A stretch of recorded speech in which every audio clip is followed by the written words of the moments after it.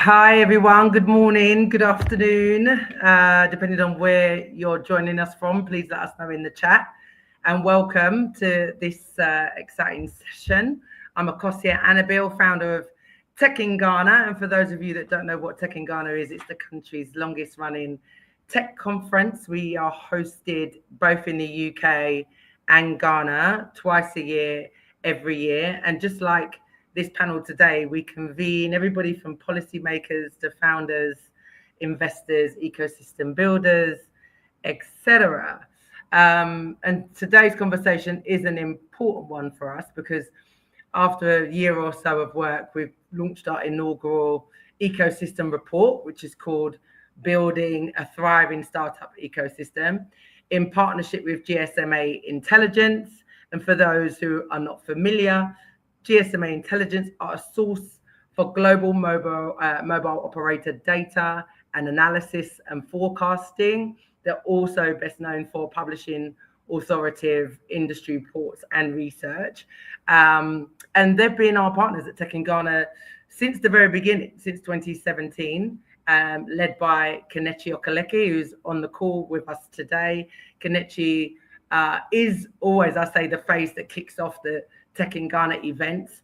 You know, once we have our high level opening ceremonies, Kelechi has always stepped in every year, both in the UK and in Ghana, to talk on Ghana's tech trends and really gives us a nice oversight as to what's happening in the market. And a lot of us are aware, right, of what's been going on in Ghana's ecosystem. We live and breathe it every day, a lot of us that are in the industry, and we see the momentum and we understand it, but we've not, you know, for a long time seen or ever really seen data that kind of encapsulates it. And there's been lots of bits and pieces that have gone out, but we've tried to do our best to bring all of that together. And what this report has done has looked at like where we are, what's working, and more importantly, like where are the gaps, where do they exist, and what we do to sort of fill them.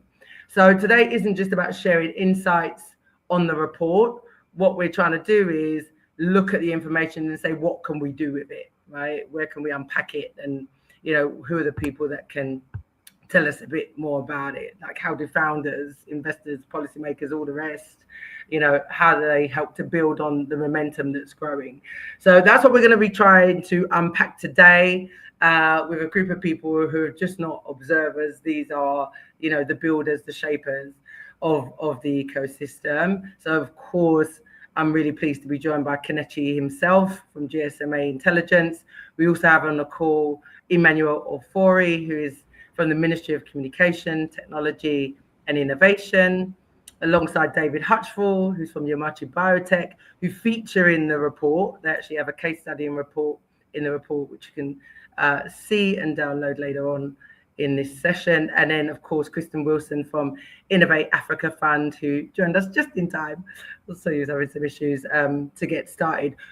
For those who are listening, we want you also to join the conversation. So feel free to, you know, put your comments in, and we'll get into that as soon as we kind of have a chat with everybody on the call. We'll get into your questions. So let's get right into it. Kelechi, I'm going to start with you, of course, because you're the co-author of the report. What can you tell us about it? How was the process put together? What stood out for you? What was found? Are there 2 or 3 kind of insights that genuinely surprised you or stood out for you as it, you know, what in the process of doing it? Yeah, no, thanks a lot, Takeso, and hello everyone on the line. So when we started this process, and it's been in the making for a couple of years at least, but we got there in the end, which is the good thing. But when we started this process, we wanted to take a holistic approach, right? We didn't want to have just, a secondary research approach, or only a primary research approach. We wanted to take a holistic approach. We wanted the insights in the reports to reflect the realities on the ground. And so, on the one hand, we looked at the data from official sources, the likes of Bank of Ghana, the NCA, the National Communications Authority, and of course the published reports of different industry players in the country. But at the same time, we spoke to quite a lot of players in Ghana. We used, the platforms provided by the Tech in Ghana events in Ghana and in London to engage quite extensively with with key players within the ecosystem to understand what the key issues were, the pain points, the opportunities, the challenges. And so we put all of this together to come up with the narrative that we have in the inaugural report that we have right now. And the expectation is that going forward we'll be able to build um, on this foundation, to have subsequent reports that tell a continuous story of the progress being made within Ghana's tech ecosystem. But coming to some of the key highlights for me, I think Ghana's position in Africa when it comes to financial inclusion, that was a surprise. I've always highlighted uh, numbers around the volume and transactions value of mobile money in Ghana, but to see it high up there, the likes of Kenya, which we all know has done extremely well with M-Pesa, it showed that Ghana had made quite a tremendous progress, in financial inclusion, thanks to mobile money and of course efforts by the government and other ecosystem players to integrate digital payments into different aspects of society. I'll also want to call out the extensive availability of mobile networks, particularly 4G networks across Ghana. I think it's at 99%, which is pretty high. There are African countries that are still below 70%. So to see that 4G coverage, is approaching 100% in Ghana, shows that there is that foundation that can be built on, right? So we're talking about digital services without the networks extending to all parts of the country. You already have the first level of exclusion, but with the networks that's already sorted, it's now a question of how do we make sure that those services reach people wherever they may be riding on the networks that have already been built. So that was another really interesting point. That was good to see in the course of this research. And there are so many other points. There are so many other issues which I want to believe that in the course of our discussion today, we will be touching on. Lovely, thanks, Kelechi. Going to come to our speakers in this order, Emmanuel, David, and Kristen, to um, speak a bit more about sort of just the report generally, because as you've mentioned, on the one hand, we are hearing these promising numbers, such as, like I said, more than 81% of adults now holding a financial services account, for example, compared with less than 60% across sub-Saharan Africa, which positions Ghana, I think, only second to Kenya on the continent. And then you've got 55%, of adults now regularly using mobile internet, which is compared to like 50% or so across the continent again. But then we're also seeing these challenges that look like, for example, 44% of a usage gap on, in mobile internet usage, and in issues around cost and issues around digital literacy. So just generically, Emmanuel, I'd love to start with you, and thank you for being here today. Just because data meeting execution, I'm just wondering from a policy perspective, how aligned is this data with Ghana's digital agenda? So even just taking that example with the usage gap and the affordability challenges, is there anything you can tell us about what's being done to adjust those shifts, or anything around some of the gaps that we might be seeing around connectivity? All right. Good morning. Good afternoon to everyone, wherever you are. Thank you for having me. But let me just say this on the report. It was a good report. I like the statistics. It's one thing came to me when I looked at the statistics that we have potential. There are opportunities. There are more we can do to be better in terms of where we stand as a country. In terms of leadership commitment, we have it.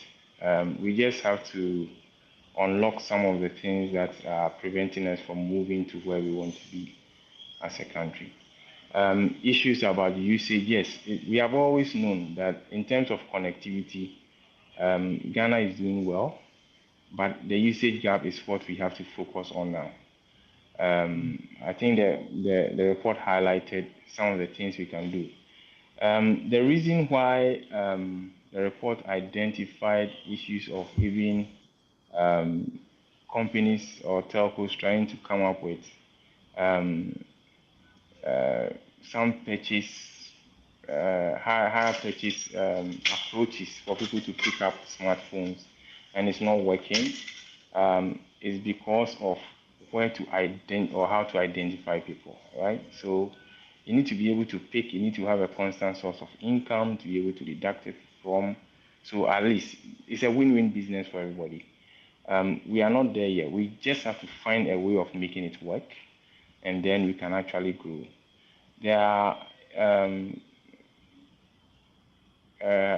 discussions about bringing in people to bring in low-cost smartphones that can access services within the whole digital economy in terms of the solutions that we provide, but very affordable. So people will actually move away from the feature phones that they are used to, because cost is also an issue. But it's a gradual process for us as policymakers. This tells us where we should actually focus our priorities and how to move people. One of the things that we have learned from some of these developed countries in terms of moving people along where we want to be as a country is to make the services available, make the solutions available, and create a need. Once there is a need, you move people along it, and then it becomes a driving force. Until we create a need, it becomes more like a luxury. And even when you are driving in, so far as I'm comfortable with my feature phone, there's no amount of words that will convince me to spend that extra income to purchase a smartphone. But if there is a service that affects me directly, it can be health, it can be any of public services that without a smartphone you cannot access, then there is some decisions to be made. And we've seen some of the things move. So, for example, we're able to achieve much in terms of our numbers when it comes to national ID registrations, because we linked it to SIM card registration, right? So people realize that if you don't get a Ghana card, you don't get a SIM card, you cannot do your Mumu, you cannot call. It became a need, and that drove the high rates that we have now. So we want to use the same model or approach to also trigger increases within the space. But as a policy, we are aligned with what the report has given us. It gives us a basis to do more. Where we are doing well, of course, we'll continue to grow. Where we are lacking, we'll prioritize through regulatory regimes. Currently, we are reviewing all our laws, sector laws, to be able to address current needs and future trends, so that our laws will be more current to feed into what we are driving at. So it's a step in the right direction, but I believe in phased growth and not being over ambitious, because we have to move people along. People of different shades, with different needs, with different incomes, but we have to find a middle ground of attracting everybody to move everybody along, so that we can actually achieve much in terms of the numbers that we are seeing now. So I'm hopeful that within the next 3 years, some of these numbers might change, especially when it comes to 5G adoption and growth. There are moves in that direction to actually grow the 5G network, grow 4G network more, bring in more digital solutions to attract more people to use it realistically, and also reduce costs. In terms of cost, the cost debate, we've had it. Our rates are not that high, even within the sub-region. But the issue is not about the price, it's about the value. So we want to focus more on the value that the price gives me as a subscriber, and not really on the cost. If there's more value, people will be attracted. So the value of mobile money is what has made people actually subscribe to it. The fees that you pay in using mobile money is really not a deterrent to a lot of people, because they see the value, the convenience, the ability to pay for services anywhere, anytime, so far as you have a network. So that learning is also helping us to drive some of the things that we want to unlock to move the country. So this will be my general overview on the report. You are muted. Thank you. Great insight. Thank you, Emmanuel. And it's given us quite a big and rich overview as to where kind of policy sits in this space. And I'm going to jump right from policy into investment. I was going to come to David, but David, I'm going to come to you after instead, and instead come to Christian, because it's no secret, Christian, that access to affordable patient capital, etc., is still a significant barrier for startups. And it was reported that $121 million, I think it was raised by Ghanaian tech startups in 2024, because the report was actually done last year. So from an investor perspective, what are your thoughts on those numbers? Because some people might say they're impressive, others might say that they're terrible. Great to hear your thoughts on that. And then also on the second part of that, it's like, what does sort of Ghana need to do to become more compelling, for tech investment? Thanks everyone. That's a great question. So I think looking at the report, and it was very interesting to kind of read the report and see bits and bobs of information that you're aware of, all pulled together in that way. So I think the big highlight for me was Ghana really has built sort of preconditions for a digitally transformed economy, but in many ways has not yet triggered the transition, right? So you have a kind of partially built regulatory framework, you have entrepreneurial talent, but there's externally sourced capital, and then there's mass market sort of adoption that you're looking for, but doesn't seem self-sustaining enough. And you have some of these structural barriers that we were talking about: device costs, literacy, trust, domestic purchasing power. And these are not issues that a startup can solve, right? Because they require macroeconomic and policy interventions that, quite frankly, operate on a different time scale, and so therefore require a level of government commitment to address, right? So I think that at a kind of like infrastructure level, at a policy level, the question is, what are some of the things that the government can do to accelerate local investment, right? Because one of the critical things to realize about the way at least the data looks is that a lot of the investment, the sort of early stage startup investment stage, is actually quite reliant on foreign capital.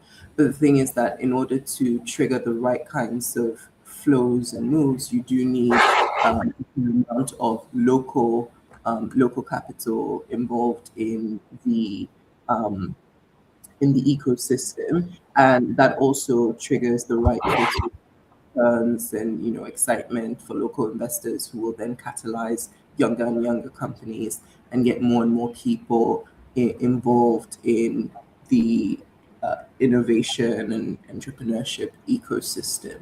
The other question is, when you look at, and I think some of this is an artifact of the continent's, startup and technology ecosystem overall, but Ghana is no different than this, is that there is this sort of, beyond the high dependency on the external capital, also a high dependency on external validation, right?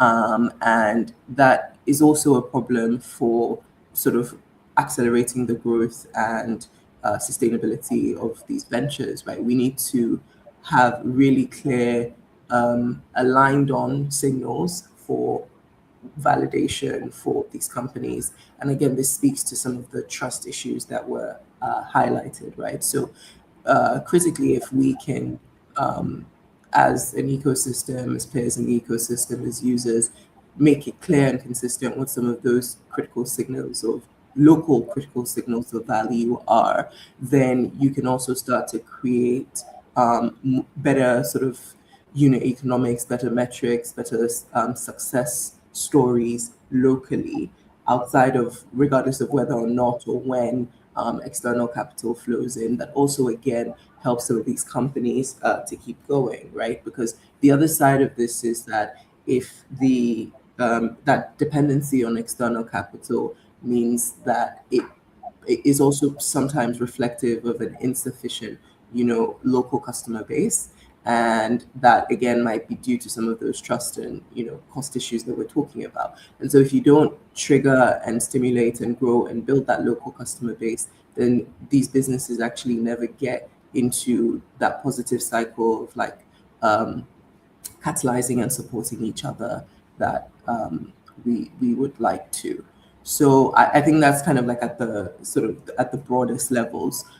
For the startups and the entrepreneurs themselves, I think it's important to, I would say, figure out where we can actually drive the most value, rather than thinking about necessarily replicating the most visible, legible models. So I think that another thing that is really evident in the report is that there is a ton of value to be captured, that in some ways is being left on the table, right? And if businesses can optimize over time, build not for the user but for the buyer, then that will also increase investability. So I'll stop there and maybe let you circle to David. Yeah, I will do that. It looks like we lost Emmanuel to the networks, but hopefully he'll join us in a sec. So yeah, Dave, I'm coming to you because your Marchi Biotech, they're doing amazing, groundbreaking work, in the cancer genomics space, and I would imagine it's a sector that requires serious capital, long timelines, global partnerships, and so many things that must come with the work that you do. And the report does spotlight that both the opportunity and then barriers that founders face. I'm interested to know, from your perspective, in building your Machi from Ghana initially, what has the ecosystem taught you in terms of what it's getting right and where improvement is needed? Yeah, thanks, Akusia. Yeah, I mean, building the match, especially from Ghana, has been enlightening, primarily because it's not one a fintech company. You read the report and you look at a lot of where the funds on the continent have gone, even in Ghana, a lot of it goes to fintech. But a lot of the problems that we face, I think, are not too dissimilar. Where I think the ecosystem has got it right is one on the that Ghana's on the fintech side decided that they wanted to do fintech right. The policy side moved very well. The rails were put in, the government actors, the private sector actors all came together to sort of yield the results that Kenichi was speaking about. And I think it's similar in health as well. On the policy side, there's an openness to what we're doing on biotech side. The that are available who are research partners are willing to work with us and are open to kind of what we're doing. Other research institutions, Noguchi, University of Ghana has Wagner Institute. All of these entities are willing to come together to sort of build the ecosystem and move what we're doing.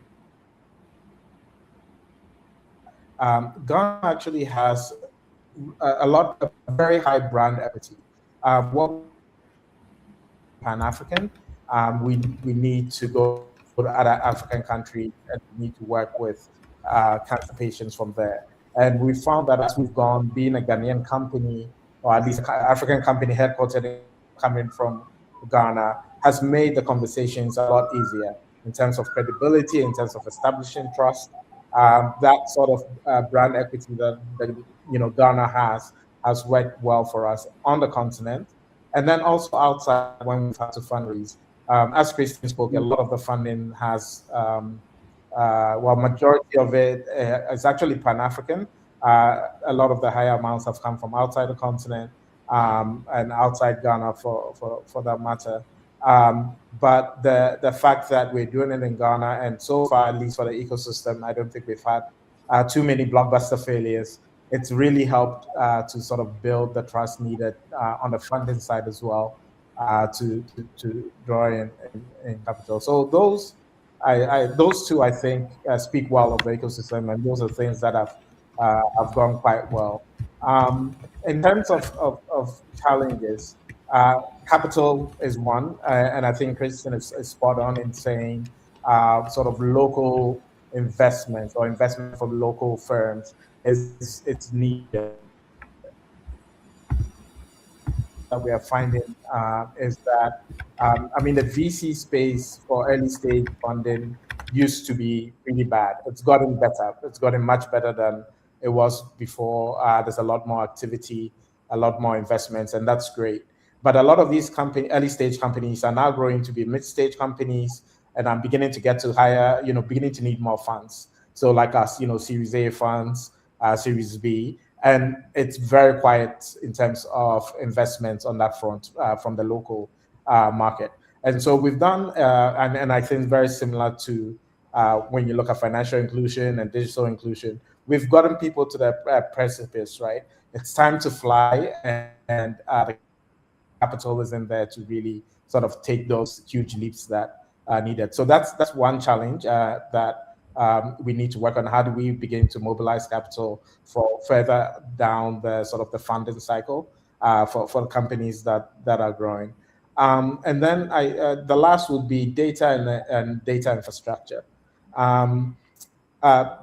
Because we're working in health, the sovereignty of the data is a huge issue that's come up, and I think people have seen it play out across the continent as the US tries to get data from different countries, and some countries have signed on, some haven't. The infrastructure that's needed to generate that data, host that data, analyze that data, primarily exists outside the continent. We have some excellent data centers here, but the tools and the resources you need to analyze it are not here. So it makes it easier to use cloud providers that are not based on the continent, because you need all being able to improve both one on sort of not necessarily even getting capital into the companies, and then two, the data infrastructure around the continent, building out the infrastructure that allows us to play meaningfully in the data space on the continent, key things that we need to sort of improve on. That's brilliant, David. Thank you for that insight. There was a little bit of lags in your conversation, but I think we caught most of what you said. No, I think we caught most of it. Interesting, when you came to challenges, what you didn't mention was anything about sort of legislation or dealings with government. And this is just to seg myself into segue myself into sort of the next question, which is to Emmanuel again. We can't see you, but I'm assuming that you're there with us, Emmanuel, because towards the end of the report, we wrote some recommendations, some calls to action, and we put together some measures that we felt could foster growth in the startup ecosystem. One of them was around the Ghana Startup Bill, which the report claimed had remained stalled since 2018. But everyone sort of agreed that without that essential legislation to direct startups with their dealings with government, etc., it'd be difficult for them to expand and innovate throughout Ghana. So Emmanuel, I wanted to ask you about that. Like, what are your thoughts on that? Where are we with the startup bill? And Kelechi, please be on standby for us to speak a little bit about that part of the report. Yeah, so I think I want to give an update on the report because that particular part, I think, did not capture the right position of the startup bill. So the bill goes through a process. It's not at Parliament as we speak installed. That's not the status of it. So it has gone through a lot of iterations and currently part of the 15 bills that we are reviewing. Now, one of the focus of the bill, and because we have to take all through cabinet approval, because we started and there was change in government, which means we couldn't just pass it. We need to get the new government alignment and also approval to go forward. So that has been the lag. But it's gaining speed. We've done stakeholder consultation across the ecosystem. It's been aligned because there are other bills that are also talking about establishing an innovation fund. One of the bottlenecks that we find is bedeviling the startup ecosystem is sustainable funding. So we need to have something that can support the ecosystem beyond initial funding capital and to be able to grow. Another thing that we identified is that we need to be clear who we define as a startup. So there is no clear guidance on what we define as a startup in order to be able to access funding. The ecosystem players know what I'm saying. So it has to be clearly defined so that we can grow with the process and be able to actually have some strong startups that becomes very competitive to be able to support where we want to be. So that the notion of also that there is some free money to be accessed, that notion must be killed. That we need to have a revolving fund that you are going in to produce something that you can pay back, so the fund does not get depleted. So we can grow other startups as well in various sectors and in various solutions that we want to find, all geared towards solving our unique challenges within our ecosystem and supporting our growth. So we intend to send all these bills to AD, then it goes to Parliament, and then it gets passed. One of the challenges we had was also had to do with having an agency to manage the fund.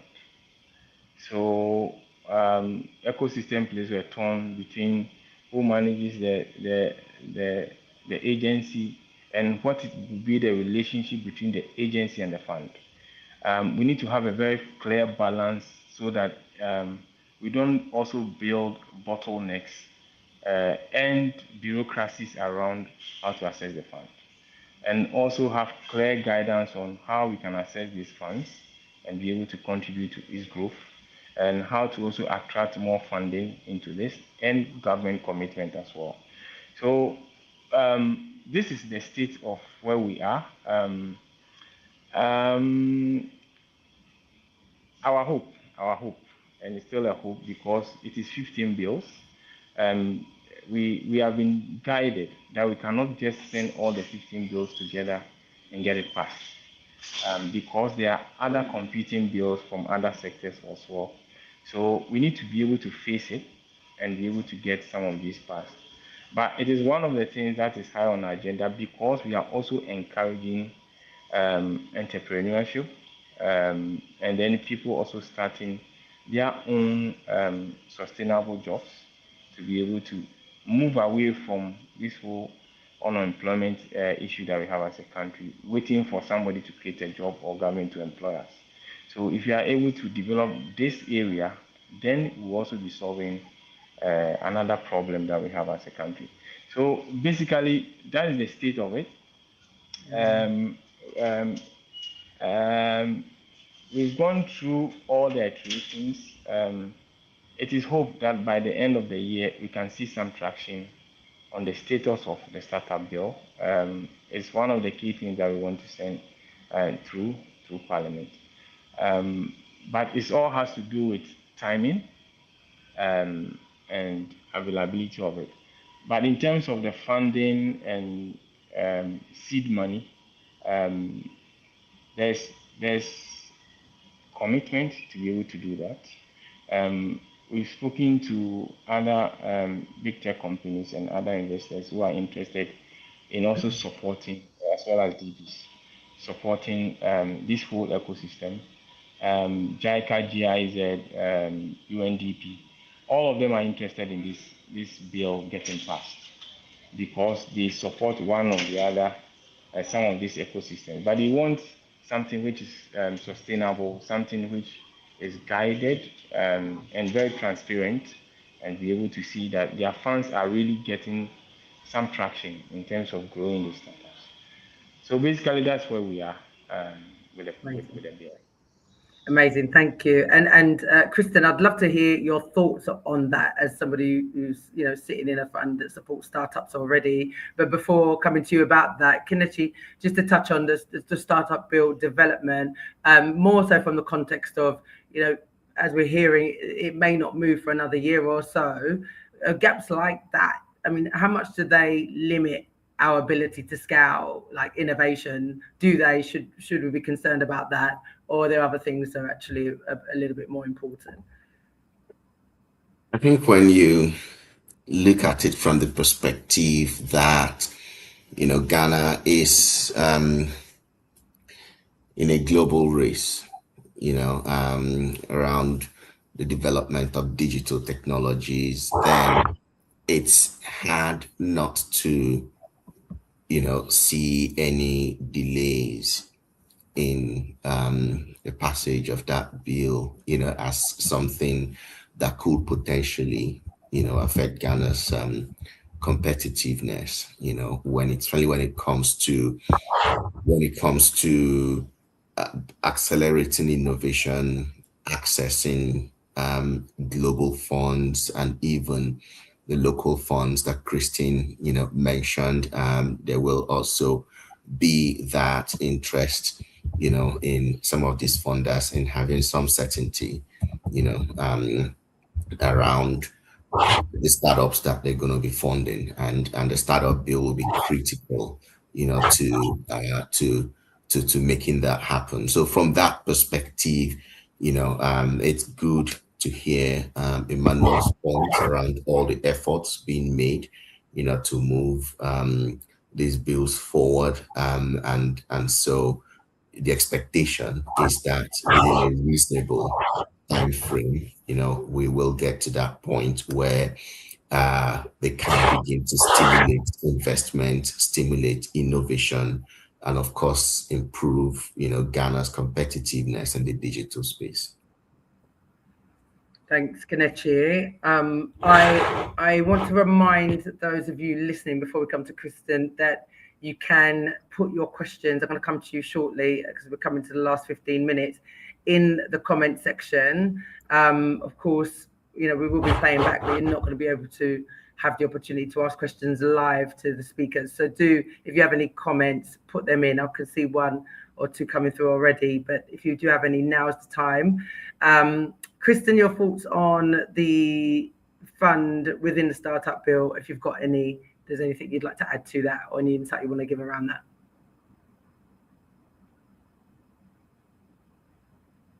Please unmute, Kristen. Thanks.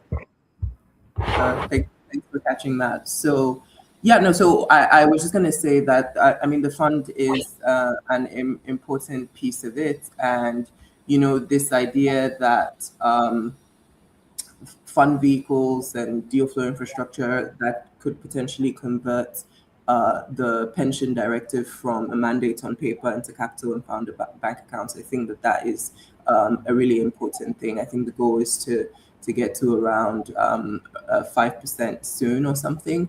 But I think having more and more such funds, especially locally, you know, denominated funds that have more allow more capital to flow is really significant. And for me, of course, is one of the most exciting pieces. So I would sort of echo the sentiment around the excitement around that.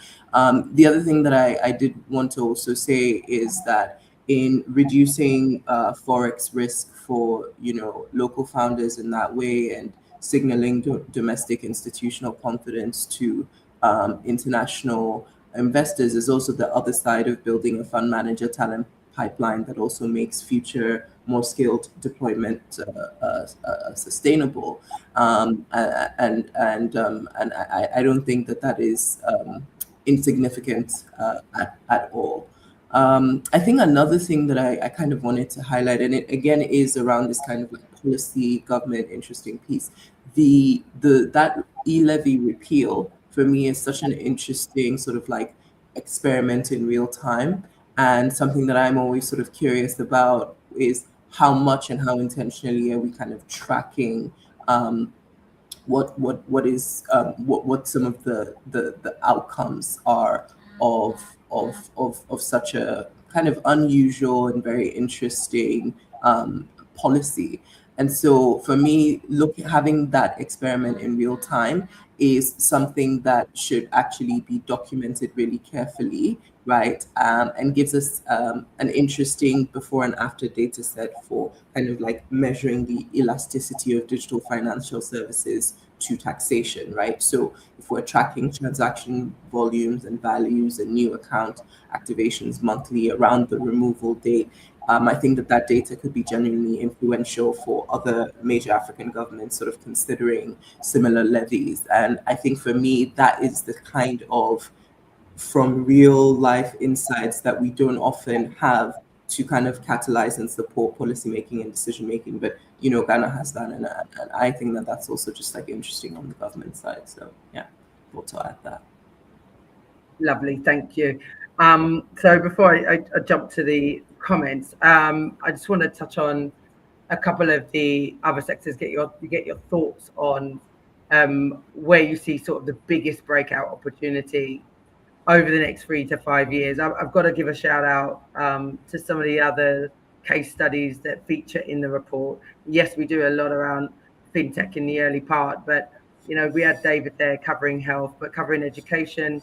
We also had eCampus in there, covering mobility, Wahoo in there, and also covering agri-tech. We have Farmerline in there too. So do check out the report. The download should be in the comments, the link for it, and it's free. But I will just ask you guys, you know, where do you see, obviously without sort of being too biased on your side, David, but where do you see, you know, big breakout opportunity after fintech from your perspective over the next few years going forward?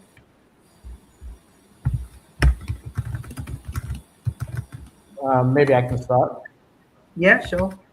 So I think for a country like Ghana, agri-tech is probably because we have so much investment on the ground already. What it needs is sort of the right kind of policy, the right kind of direction and prioritization. to really make it pop. You know, the world is always going to eat. The agricultural byproducts drive a lot of what we do and use in this world. And so if we can get that right, that I think is primed to go. And then for bias sake, definitely not health, but I would say research and deep sort of industrial, commercializable research. I think this is sort of a layer that we can invest more in, a layer that we can drive more in, because it's sort of cut across all the different industries that verticals that you've mentioned.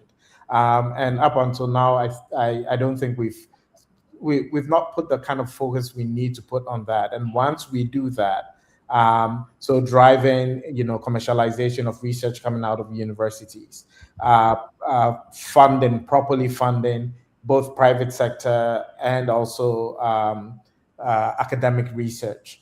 All of these kind of provide avenues for us to develop products, services that we can use to differentiate from, as Kelechi put it, the global economy that we are competing against.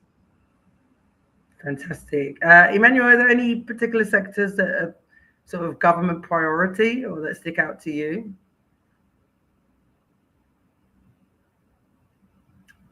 Not sure if Emmanuel's still there. I'll come back to you, Kelechi, and then Kristen. Yeah, I think I want to call out education, and that is, you know, on the basis of the gap we're seeing not just in Ghana but across Africa. We're not seeing, you know, the kinds of investment in education that's required, and I'm talking about from the public perspective, investment in education that's required, you know, to boost the region's competitiveness on the global scene. And it seems to me, you know, that startups and the private sector probably play a key role in closing that gap. We have seen, you know, private brick and mortar education pretty much become the mainstay in quite a few countries in Africa.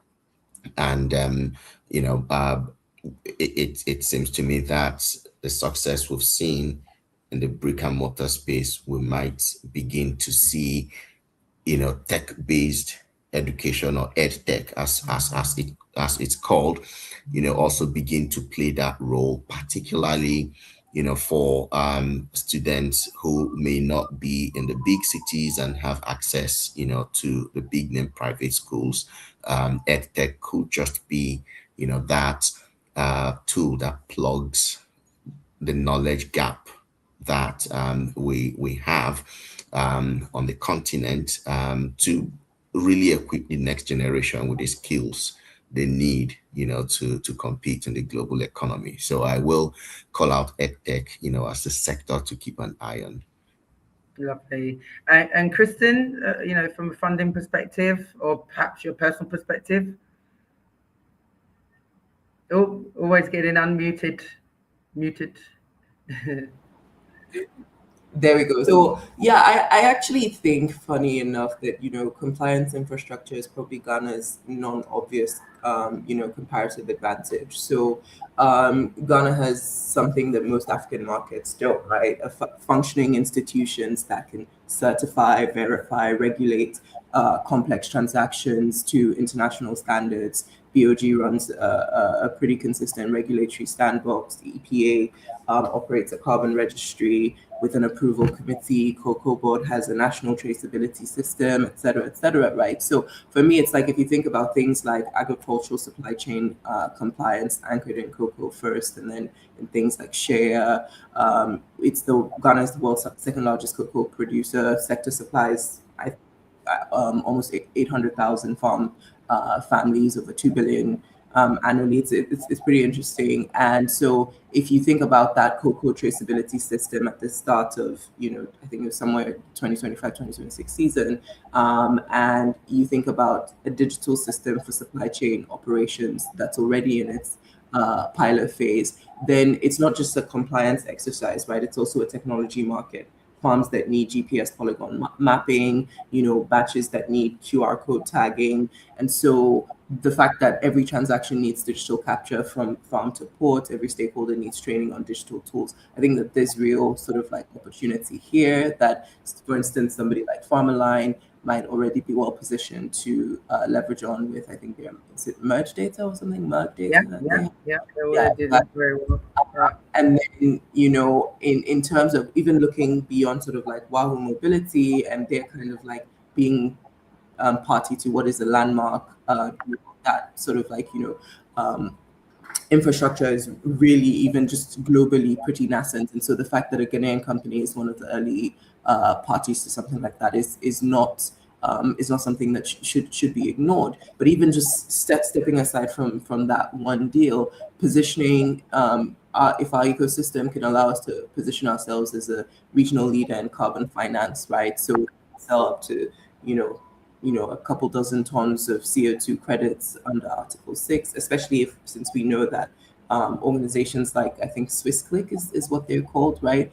Already have pretty substantial investments in Ghana, over $1 billion, right? So you have an entire industry that's being born that can have real local anchoring in Ghana with, measurement and verification providers, carbon registry operators, legal specialists, and ITMO structuring and financial intermediaries. So I think that there's just quite a lot that supports that has pretty good structural logic. And then there's also that infrastructure that means that,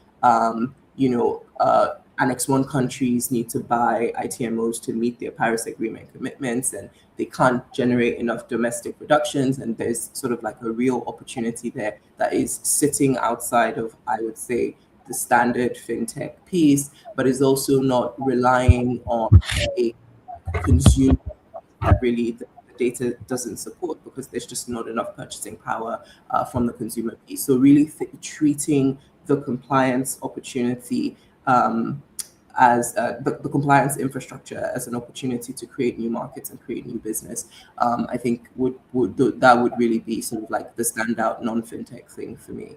Sure. Super interesting. Wasn't expecting that. I like that. Okay, so a couple of comments from the audience on the subject of handset affordability and the usage gap in Ghana. Is the policy focus only on cost of smartphones, or does it also look at device circularity, i.e. refurbished devices? I don't know who wants to take that. Emmanuel, I don't know, maybe Kenichi, if anybody wants to take that. Let me know if you need me to repeat it. All right. So the first thing is cost. This issue about refurbished devices has come up, but it all has to do with volumes. Whoever the big tech company is, it has to make business sense for them to relocate their business in Ghana, have the right skills, capacity available, and the tools available to be able to do the refurbishment in Ghana, and then they can resell it to other markets as well. So it's one of the things that is being considered. But as I said, low-cost smartphones, because we realize that people use smartphones and they only use about 10% of the capability of the phones.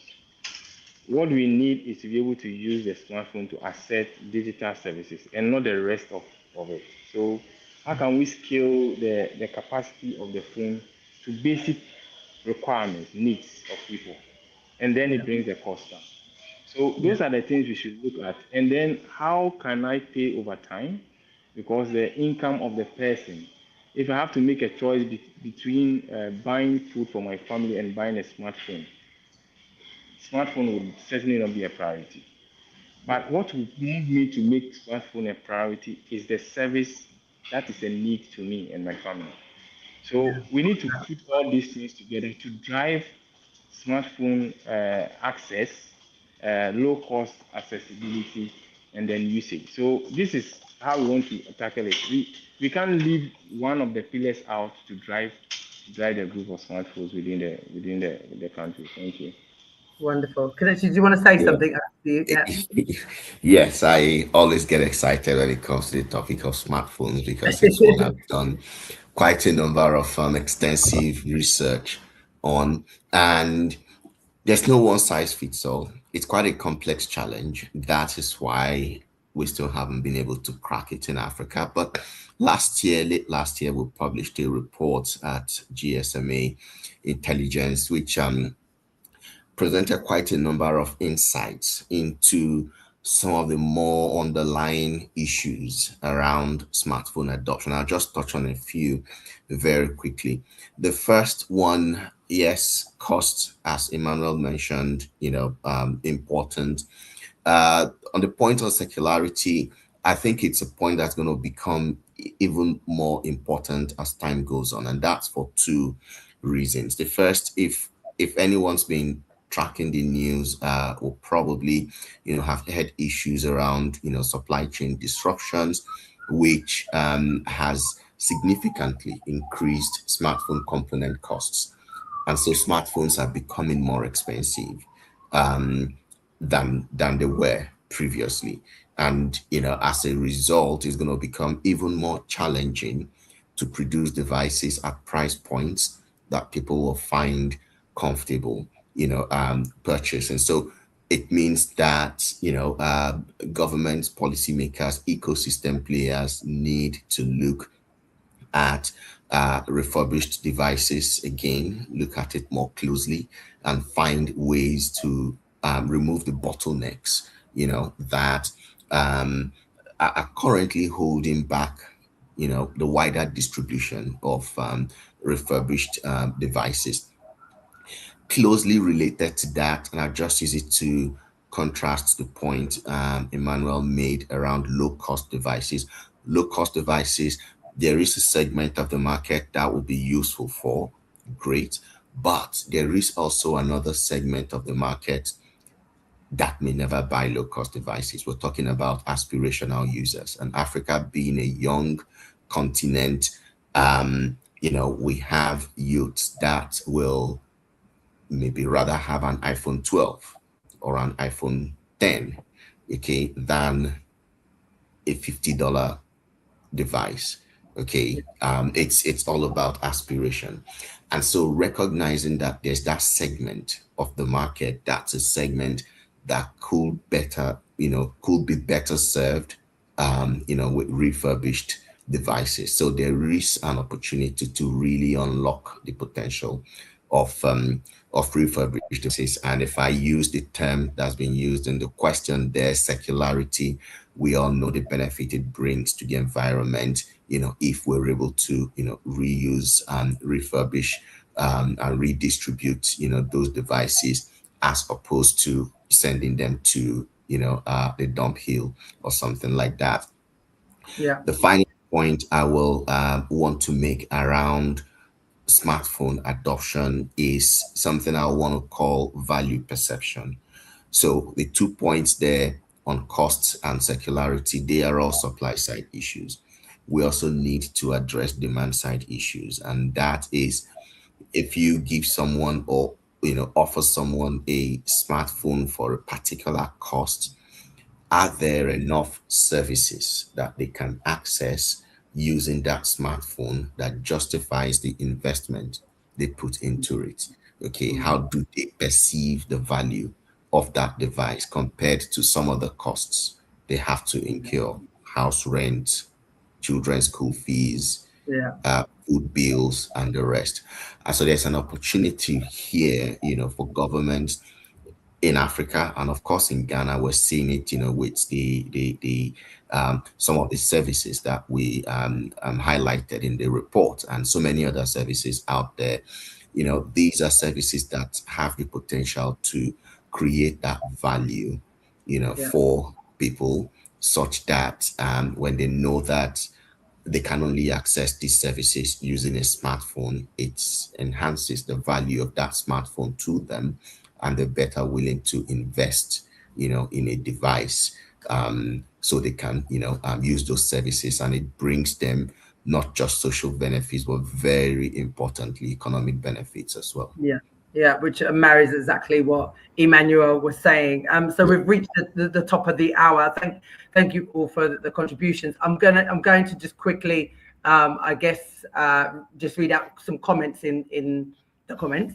And if anyone wants to pressingly answer this question, we can before we close up, but literally like with 60 seconds. Gary Walling says, how are companies and government agencies in Ghana positioned to conduct large-scale AI coding in Python, Java, Go, and TypeScript activities? Unless somebody really pressingly wants to answer that, I'm going to move on and just make some comments. So to Kelechi's point, completely agree on the emergence of EdTech.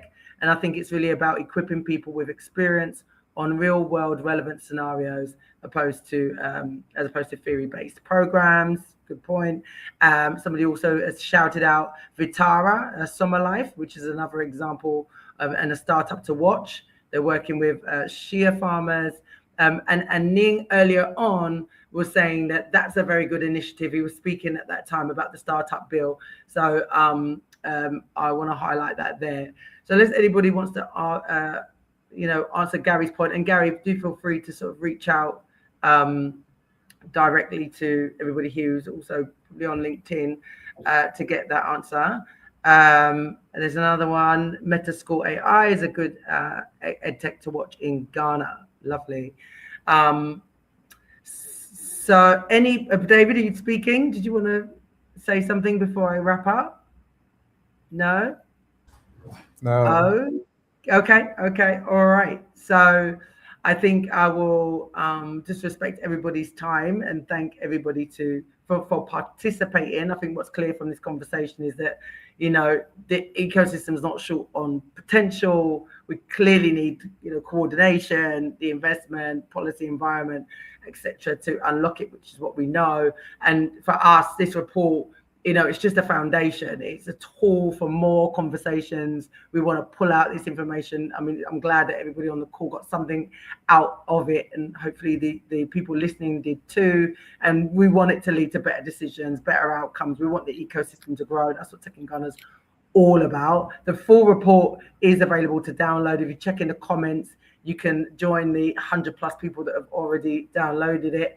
We're going to also be continuing these conversations at our Tech in Ghana events this year. The next one's going to be on the 11th of June in London. We're also going to be back in Accra in November after being in Kumasi last year. So I think I'll just end by saying thank you, everybody, for your time, for participating, to our speakers, of course, for their insights, and those who are also just listening and choosing this time to be with us. Really appreciate it. Keep following and do enjoy the rest of your day. Guys, thank you so much for your time today. Much appreciated.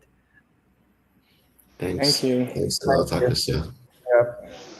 Bye. Okay. Bye, everybody.